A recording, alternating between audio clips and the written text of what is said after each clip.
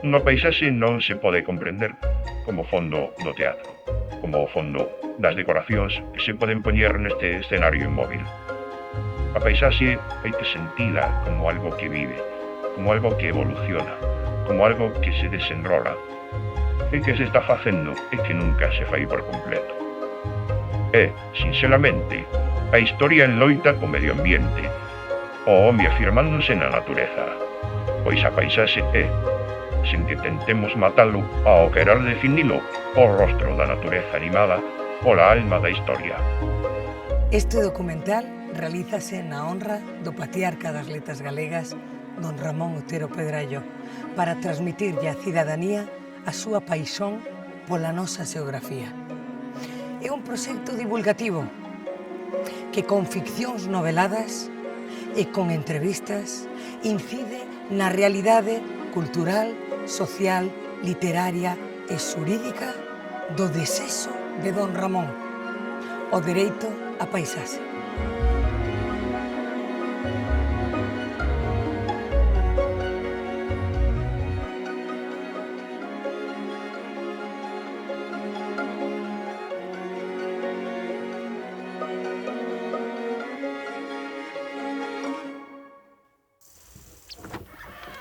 Otero, a familia paterna, ten unha casa en Trasalba, encima de Vila, nos Chaos da Moeiro, a 15 kilómetros escasos de Ourense. É un lugar moi importante para el dende moi neno. Trasalba, na aldea, na casa da aldea, é o momento do lecer. A vida da cidade contrasta coa vida da aldea. Para ese neno que foi Otero Pedrallo, Trasalba significou moito. E dende Trasalba vai trazar unha xeografía moi peculiar. Trasalba está en un alto e dende ali vese moito territorio. Vense o Carballiño, vese Maside, vense as montañas, vese o Faro de Avión. Entón, el vai facer dese lugar elevado, desa aldea, vai facer unha especie de miradoiro onde vai poder elaborar un discurso xeográfico que despois vai poñer en papel de forma teórica, pero que, en principio, é unha forma vivencial, percibilo dende a interioridade.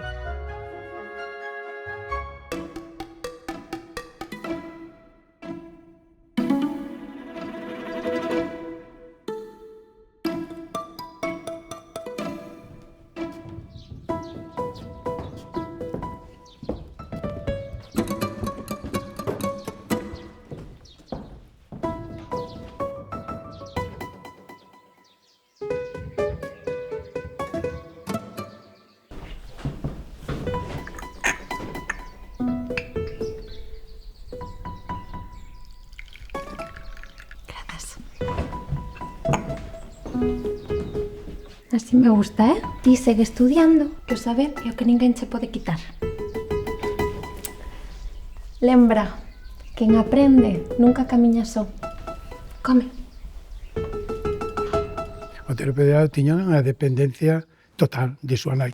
Por qué? Entre outras cousas, porque tiña seu pai morreu cando tiña 17 anos, non? Entón quedou só con súa nai era a que o animou para estudiar, quería sobre todo que estudiase Dereito, non? Porque entonces era a carreira que era xa do pai de doña Eladia, non? Entonces ela quería que fose por ese camiño, pero Otero Pedrallo tiña vocación de historia, vocación de xeógrafo, e fixo entonces filosofía, pero para complacer a súa nai tamén fixo Dereito, do que non exerceu nunca, non? Pero Ramón, Galicia inteira cabe nun marco de papel. O mapa de Fontán mostrache camiños e lugares. E serás ti quen lle dé a vida cando vieses por eles. Mira ben, cada punto no mapa é unha historia. Busca o noso, o de casa, o de Trasalba, a ver se o atopas. Aquí. Sí. Ese segues por aquí. Viana. Hai dous. Abaixo ou arriba? Sí. E por aquí? Carballiño. Carballiño.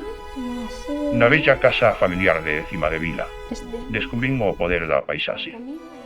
Tamén ali estiven cara a cara, por vez primeira, fronte ao verdadeiro rostro de Galicia, a carta xeométrica de Domingo Fontán.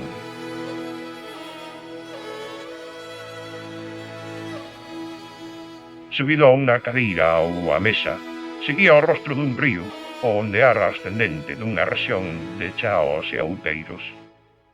Ese mapa de Fontán está na vida de Otero Pedraio desde sempre, porque é a vida de Otero Pedraio, e queda sobre todo reflectida aí, pensa que arredor de si é do ano 1930, non? E aí está xa o mapa de Fontán. E o mapa de Fontán vive con Otero toda a súa vida. Para Otero Pedraio, o Fontán estivo sempre presente, pero non só o Fontán, sino que el viveu sempre en contacto directo co que sería o espacio e a xeografía de Galicia. Creo que todo bo xeógrafo ten que ter en conta eso, aquilo que coñecemos mellor é o que temos no noso entorno, é o noso entorno natal, é o noso entorno familiar, é o noso entorno comarcal, é o noso entorno veciñal. Polo tanto, é a mellor maneira de pasar do local ao universal, pero tratando de ver no local unha dimensión universal. Ele aprendeu xeografía nas contornas da aldea. Ele aprendeu xeografía sentado vendo a Martiñá. Ele aprendeu xeografía paseando por Galicia.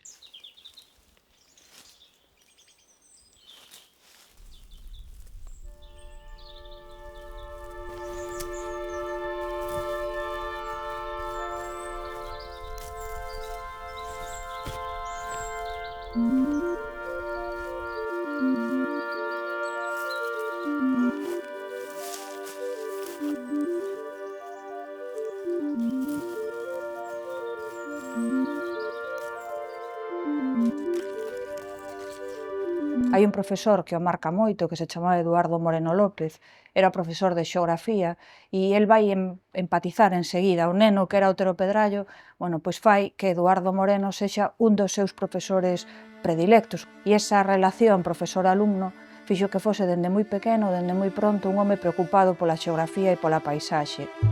Eduardo Moreno, catedrático de Xeografía e Historia, nervioso, elocuente, apaixonado polo ensino. Descubriunos a moitos rapaces galegos algúns recantos de misterio e engado de Galicia. Débolle, desde os primeiros días de clase, un novo sentido das cousas.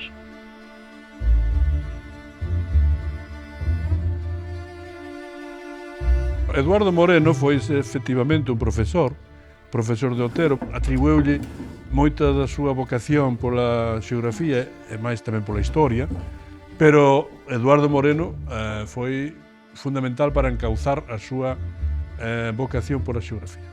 A Eduardo Moreno débolle o sentido da paisaxe.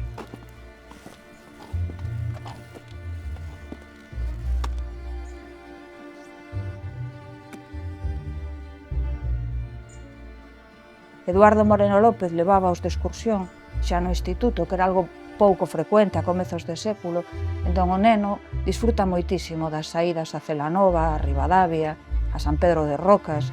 De feito, fálase que o primeiro texto que publicou foi unha redacción escolar dunha viaxe a Ribadavia.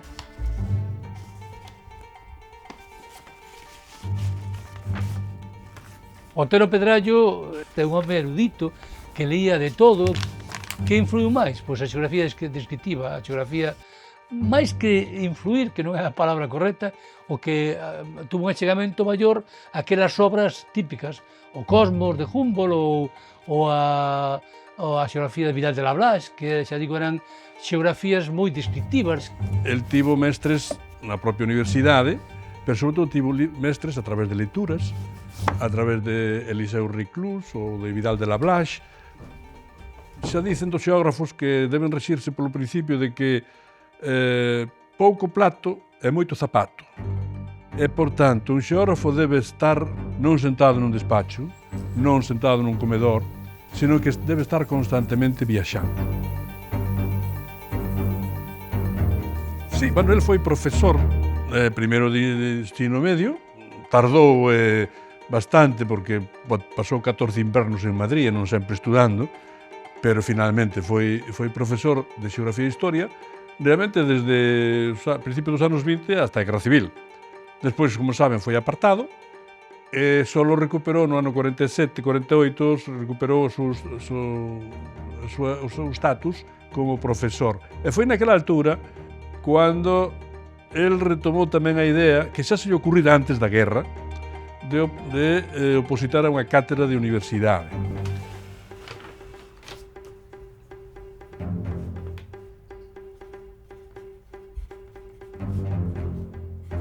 Eu penso que o fundamental que aportou foi esa visión integrada, un pouco da xeografía.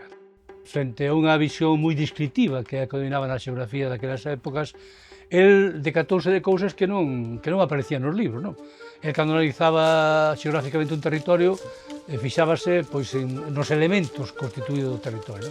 A obra do Otero Pedraio está chea de descripcións xeográficas. Da igual que sexa unha novela como que sexa un libro de xeografía. Otero tiña intuición, tiña sentido da natureza, un vento, un ruido, un agua, unha chuva, un sol, todo eso a él afectaba personalmente. Él transformaba eso en saber. Isto é o que é grande de Otero.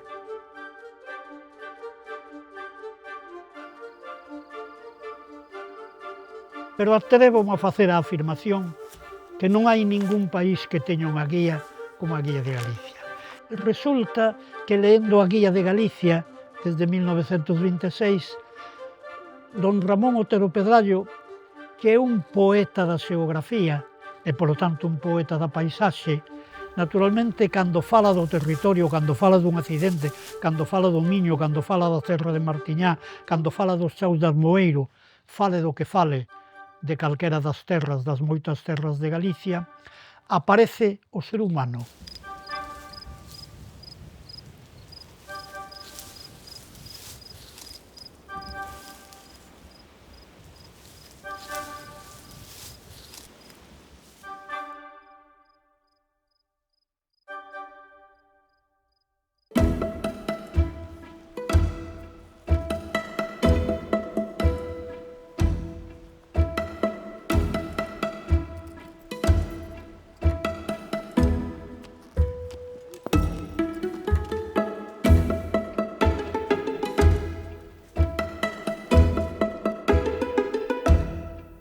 Foi no ano 1927 cando fixemos aquela peregrinaxe de Ourense ata Santo Andrés de Teixido, cos meus amigos Vicente Risco e Bencho Sei. 8 días percorrendo Galicia. Uns galegos, nin turistas nin deportistas. Para Otero Pedrayo vai ser moi importante a forma de coñecer Galicia, non? E foi un gran defensor de que Galicia había que coñecela en primeira persoa. E a idea de peregrinar, de coñecer o camiño a pé, non? De percorrer o territorio a pé, é unha idea moi importante para él. Sempre se fala de dúas grandes viaxes a pé, que son esa primeira viaxe en 1926 a Santiago de Compostela durante 4 días, Ourense a Santiago, acompañado entre outros de Vicente Risco de Cuevillas ou de Monxardín, que se lle sumaron en Silleda, e sobre todo da viaxe a Santo André de Teixido. E aí viaxaron en 1927 Otero Pedrayo, Risco e Bencho Sei, dende Ourense ata Santo André de Teixido, ata Cabo do Mundo. E é unha viaxe que eles fan guiados por unha copia do mapa de Fontán, o sea, non había GPS, non había móviles, entón eles o que levan é un calco do camiño que deben seguir guiándose polo mapa de Fontán. Van abrindo o camiño, realmente ese camiño non existía. Entón, que vemos? Vemos que eles fan unha transición desde o interior á costa e van pasando desde o Val do Miño ás chairas centrais de Galicia para rematar na zona da Capelada, na zona de San André de Teixido. Quen queira topar o carácter esencial da paisaxe e do home da nosa terra ten que se apartar dos camiños usados dos turistas para asomarse ás terras só cruzadas polos malos camiños de ferradura. Seguro que el debeu calcar de algún xeito sobre o mapa de Fontán o percorrido para poder seguir. Por lo menos tiña que oír dúas cousas importantes: os camiños e os lugares. Ahora estamos acostumados a que este todo sinalizado. A xente nova pensa que se iba a aquel sitio e puña aquí imos a Melide ou aquí imos a Lugo. Non había nada. Co cual tenían que ir preguntando polo camiño, bueno, este é o camiño que vai a tal sitio. El, cando viaxe por Galicia, guíase polo Fontán. Por exemplo, nos peregrinaxes que vai con con Benxosé e con Risco a San Andrés de Teixido, siguen os camiños que non son os camiños habituais, siguen os camiños tradicionais dos arrieiros, dos que iban ás feiras. É máis importante o que contan da viaxe que o obxecto da viaxe. O obxecto da viaxe é ir a San Andrés de Teixido, que eso lle interesaba máis ben a Risco. Pero a Otero non lle interesaba tanto, ainda sendo crente, non lle interesaba tanto ir ao santuario de San Andrés de Teixido como contar por onde pasaban.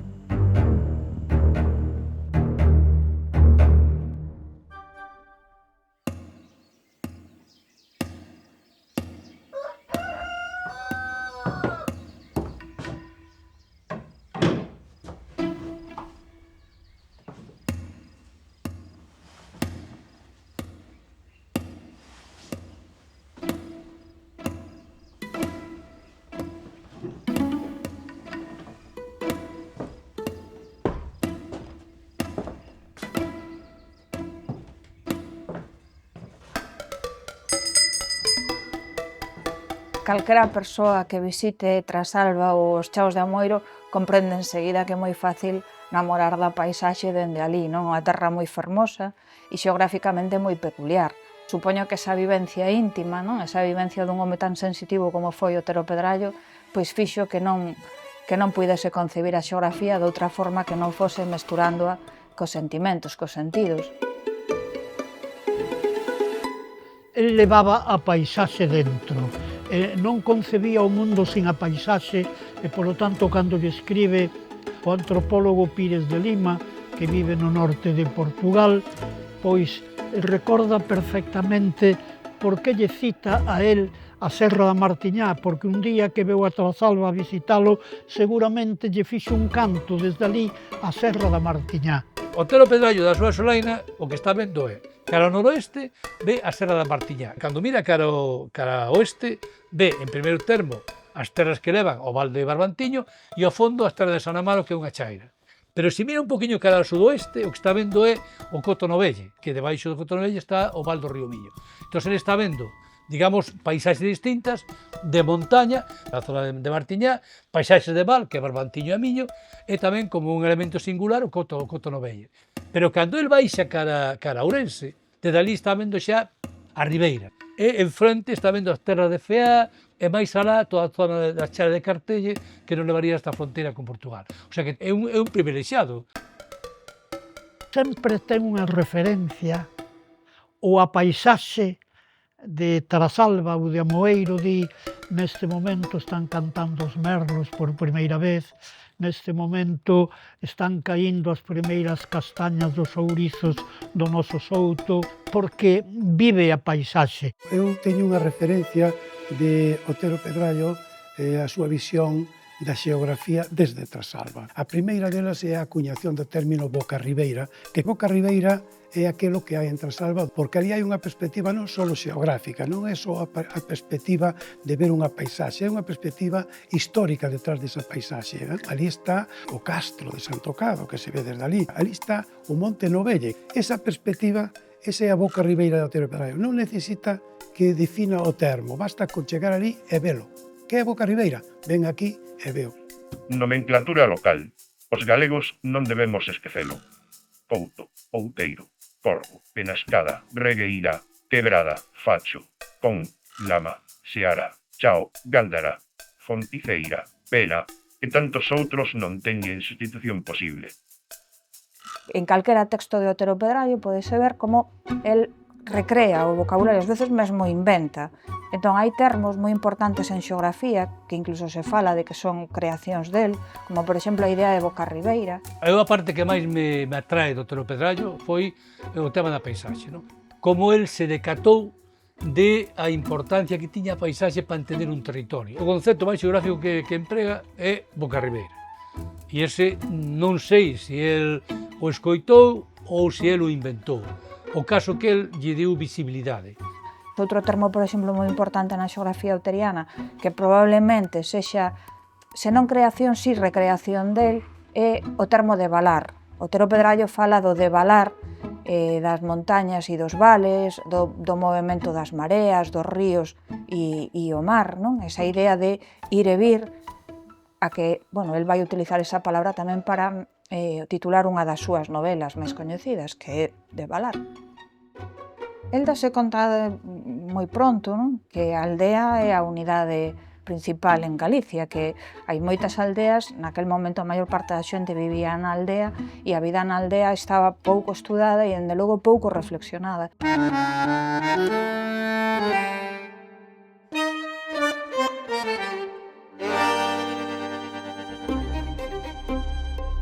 Otero Pedraio foi a Argentina a dar unha serie, un ciclo de conferencias que alá levaba con el o mapa de Fontán. Como el decía, levo conmigo o lombo a Galicia, porque realmente levaba a Galicia nese mapa de Fontán.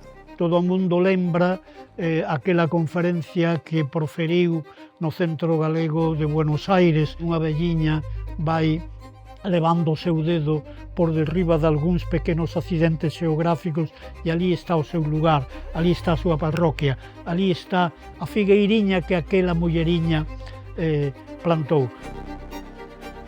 Junto á miña vida fiel ao Fontán, nas miñas camiñadas por Galicia, levaba sempre en calco dos vellos camiños da bisbarra elixida e nunca o vello cartógrafo me enganou. Entre os mapas de Galicia, ningún existe que supere en beleza e poder de creación ao que matemático Domingo Fontán debuxou e gravou hai preto dun século. De modo que o mapa, para Otero, foi como un compañeiro de vida. Vai nil a Galicia inteira. O mapa de Fontán foi probablemente un motivo de orgullo para don Ramón. Cando se remata o mapa en 1834 non hai nada parecido en toda España, en todo o territorio. O mapa de Fontán é a primeira vez que os galegos temos unha imaxe real, unha imaxe obxectiva do noso territorio, do noso país. É unha imaxe moi fiel e unha imaxe que é moi do gusto de don Ramón, posto que é algo obxectivo, algo real que representa todo o que para él era Galicia, todo o que para él era a terra e a cultura. Entón, ese mapa de Fontán vaise converter nun símbolo, vaise converter no símbolo de Galicia. E logo nas conferencias que dá en América el conta pois como a xente moi maior, anciás, que levaban moitos anos fora da terra, cando eles pon o mapa Fontán, non, pois se achegan a buscar a súa aldea natal, non, e a emoción de encontrar o topónimo onde naceron, pois fai que pois incluso choren de alguna maneira a terra que tantos emigrantes botaron de menos, pois está aí presente, está representada. Entón, por eso o mapa é un obxecto tan importante.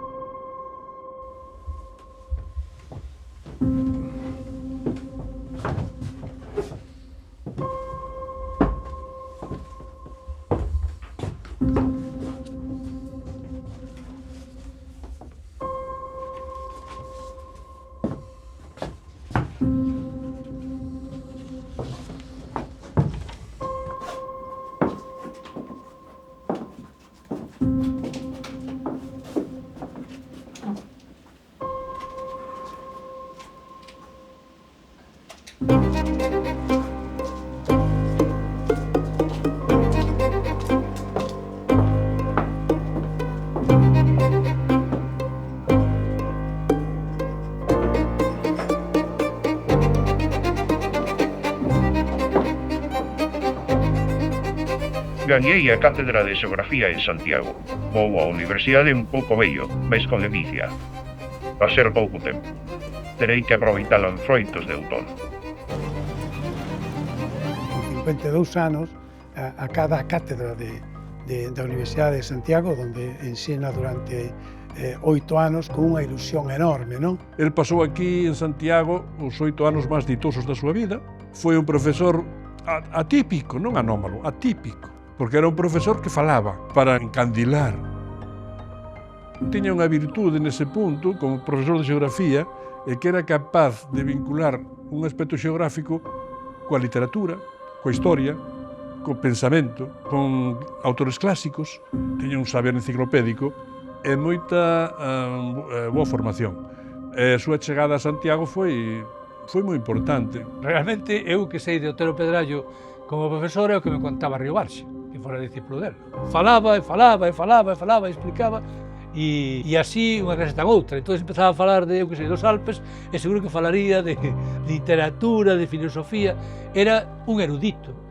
Tivo unha virtude, que naquela facultade onde recitábanse libros, el introduciu a práctica de facer traballos de campo.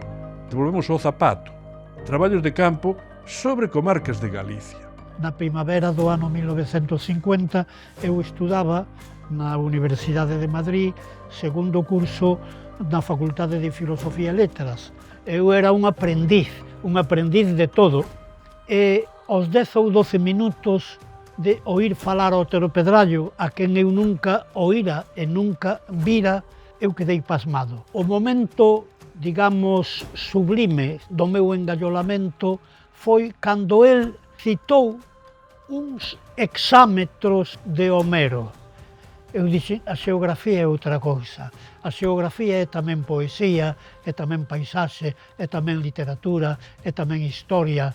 Cando ele está preparando a Cátedra Universitaria de Xeografía, no ano 50, hai algunha carta na que se conserva, non? Ele ten 62 anos, vaise presentar a unha oposición e ten medo dos outros opositores. Ten o respeto, hai unha carta na que el di que que sabe que os outros van a ir con bibliografía moi concreta, con datos moi concretos, e el di que el non posúe esa habilidade, non? A súa xeografía, a súa paisaxe é outra, non? Unha vivencia íntima, unha vivencia poética, lírica, romántica. O 5 de marzo de 1958, que era o día en que el se xubilaba, e desde o púlpito do Paraninfo da Universidade de Compostela, el improvisou unha conferencia en galego, saíndose da norma, saíndose da lei. Esta é a primeira vez que el fala en galego en público desde 1936 e eu tamén estaba ali. Falou en galego con esa galanura que tiña Otero porque lle pideu unha dama. E, portanto, como lle podía el negar a unha dama que falase en galego? En cambio, fixo outros discursos na universidade que tuveron que ser en castelán. Naquela altura xa era un ex catedrático. Por tanto, estaba máis ben libre desas ataduras de como e en que lingua tiña que falar.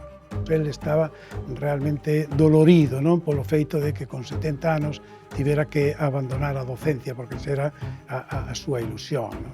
Pois foi unha despedida como a medida do que era o personaxe. Porque era unha persoa que non se preocupaba de como calificar os alumnos, nin de suspender moito. O que se preocupaba era de contar o que el sabía.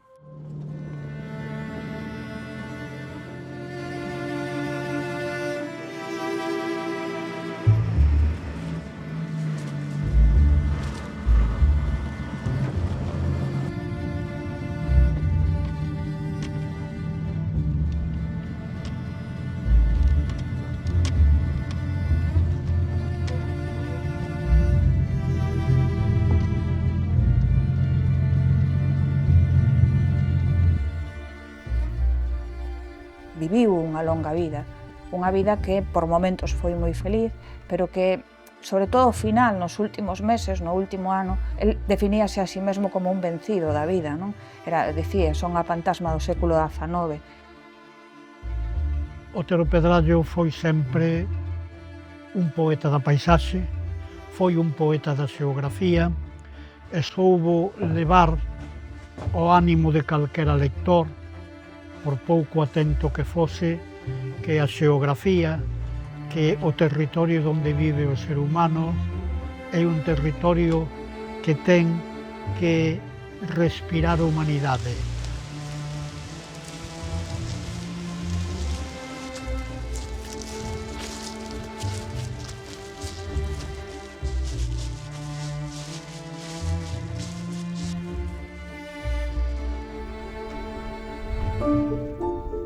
Otero Pedrallo todos os días saía a pasear aproximadamente 2 kilómetros donde tiña el outras leiras, e el iba andando pola carretera e como encontrase alguén falaba como se estivera dando un discurso. Eu lembrome a velo pasar diante da miña casa, acercarme a él, a saludalo, e empezarme a dicirme: mira, rapá, alá o sol como se está poñendo sobre o Santo Catro, como brila lá naquelas costas da Lada, como se estivera dando unha conferencia. e calquera que se acercaba a preguntar calquera cousa sempre salía con algún pequeno discurso del, porque o del era esa, a comunicación, a oratoria.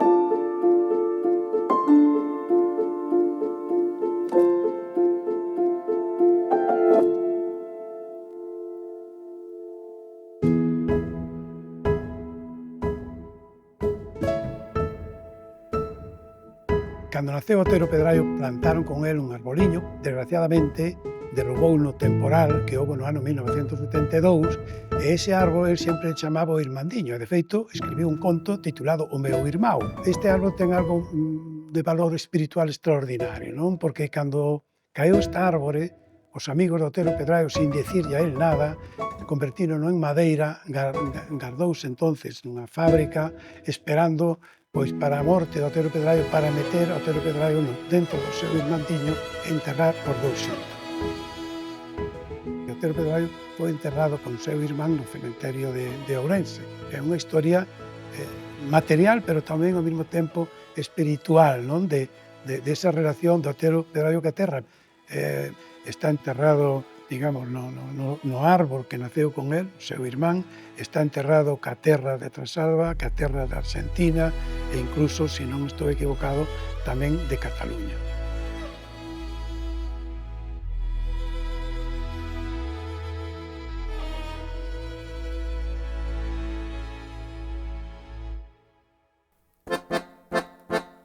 Eu amo sobre todas a Galicia erma. A Galicia fea, no sentir do máis da xente, a non visitada nin gabada por ninguén. Cando Otero Pedraio fala de xeografía, non só fala de paisaxe ou de territorio, fala tamén de cultura, fala de historia, moitas veces fala de literatura. Entón, demostra, a través da xeografía, que foi un intelectual integral. El viveu sempre en contacto directo co que sería o espacio e a xeografía de Galicia. A través da súa obra, pois, podemos coñecer perfeitamente Galicia, pero tamén a podemos sentir. Camiñar por Galicia e sentir cousas que sin eses libros, sin eses textos, sin esa literatura, non sentiríamos. Otero Pedraio é único na admiración polo paisaxe, pensando que o dixo fai xa 100 anos. Otero Pedraio creou ese amor á paisaxe que hoxe está de plena actualidade. Por iso é un iniciador, non? É un avanzado a algo que hoxe é totalmente común, que é o amor e a descripción e a defensa da paisaxe.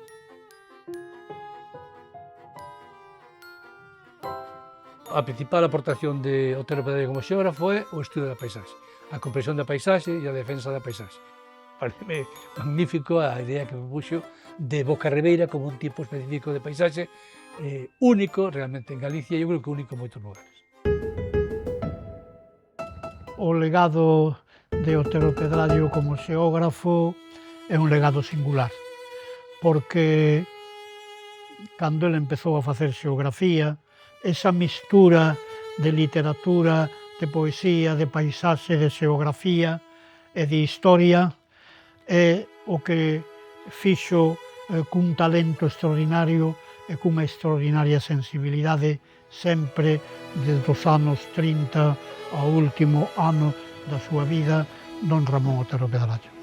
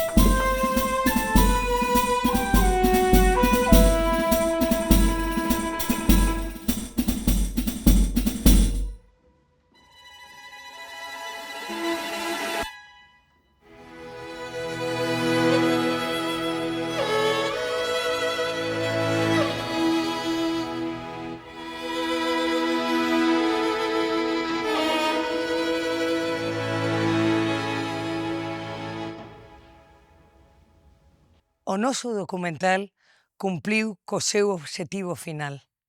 Don Ramón Otero Pedrallo foi un precursor da nosa xeografía. Foi o guía de Galicia, é o guía de Galicia e será sempre o guía do noso país, de Galicia. Espreitada no conxunto de valar das formas, a Galicia maniféstase nun intre, o tempo da historia humana, do cósmico ou planetario, o decorrer dos procesos morfoxenéticos guiados polo sistema dos ritmos vivos das ribeiras chamadas polo mar. Devalan os bares, para o mar como devalan as foulas cubindo a larganza dos areais, como devalan co seu ritmo maino as penevías, a maneira da historia. A historia, un devalar.